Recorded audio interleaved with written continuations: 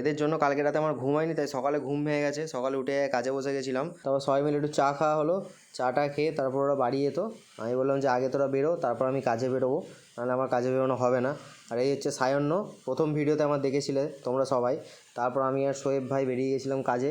আজকে সেভাবে কোনো কাজ ছিল না, জাস্ট বাবা ওখানে গেছিলো তাই আমি যাচ্ছিলাম। লোকালেই কাজ ছিল আজকে আমাদের। আজকের ওয়েদারটা সকাল থেকে আলাদাই লাগছিল, আর আমাদের এখানেই কাজ ছিল। বাবা অলরেডি এসে গেছে, আমি সবেতে লেট। আবার মোটামুটি এসে সব কাজই হয়ে গেছিলো, আমি সব থেকে লেটে এসেছি। মানে আর একটা কাজ বাকি ছিল, ওইটাই দেখতে এলাম বাবার সাথে। এটা সিভিলের কাজে লাগে, যারা ইঞ্জিনিয়ারিং পড়ো তারা জানো যে সিভিলে এটা লাগে। আমি অ্যাকচুয়ালি এটা জানি নাকি। বাড়ি এসেই বাবার কাছে টাকা চাইতে গেছিলাম, বাবা কোনো উত্তর দিল না, তাই দুজনকে বললাম খেতে দাও। খিদে পেয়েছে প্রচণ্ড, এমনি খাওয়া হয়নি সকাল থেকে কিছু। আজকেও দেখলাম মা মটন করে নিয়ে এসছে বাড়ি থেকে, আর এই চিকেন খায় বলে এর জন্য চিকেন এনেছে, মটন খায় না। অনেকদিন পর বিকেলবেলা একটু ঘোরার টাইম পেয়েছিলাম, তাই একটু ভাবলাম ঘুরতে যাই। আর এ নিজেকে চুল বড় করে শাহরুখ খান ভাবছিল। দুই ভাই কানে হেডফোন লাগিয়ে ঘুরতে বেরিয়ে গেছিলাম।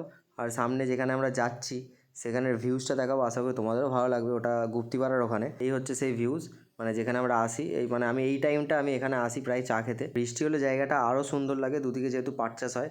তারপর আমরা একটুখানি ঘুগনি ডিম টোস্ট খেতে গেছিলাম। আমরা যেখানেই যাই খাবারটা আমাদের সবার আগে। সন্ধ্যাবেলা ফেরার সময় এটা দেখতে এত সুন্দর লাগছিল, তাই তোমাদেরকেও দেখালাম। বাড়ি ফেরার সময় একটু শরীর খারাপও লাগছিল, তাই আর ভিডিও করিনি। আজকের ভ্লগটা এইটুকুনি করেছি। দেখা হচ্ছে আমার নেক্সট ভিডিওতে। টিল দেন সবাই ভালো থেকো, সুস্থ থেকো, আর লাইক শেয়ার সাবস্ক্রাইব করে দিও।